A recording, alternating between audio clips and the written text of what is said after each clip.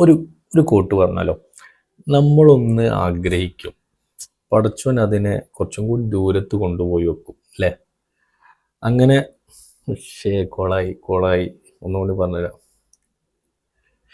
നമ്മളൊന്ന് ആഗ്രഹിക്കും, പടച്ചോൻ അതിനെ കുറച്ചും കൂടി ദൂരത്ത് കൊണ്ടുപോയി വെക്കും. അപ്പോൾ നമ്മൾ വിചാരിക്കും എന്ത്, നഷ്ടപ്പെട്ടതിനാണ് കൂടുതൽ ഭംഗിയെന്ന് നമ്മൾ വിചാരിക്കും അല്ലേ?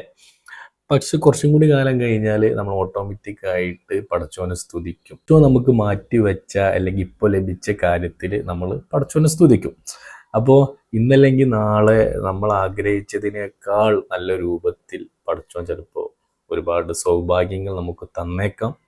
ഇന്നത്തെ സിറ്റുവേഷനിൽ നമ്മൾ ഒരിക്കലും തളർന്നു പോകാനോ വിഷമിക്കാനോ പാടില്ല എന്ന് ഓർമ്മിപ്പിക്കുകയാണ്. അപ്പോൾ ഇതാണ് കോട്ട്. ഇന്നല്ലെങ്കിൽ നാളെ നമ്മളെ സമയവും ആവും.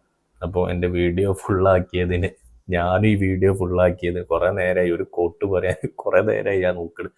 എന്തായാലും ലാസ്റ്റ് റെഡിയായി. അപ്പോൾ ശരി.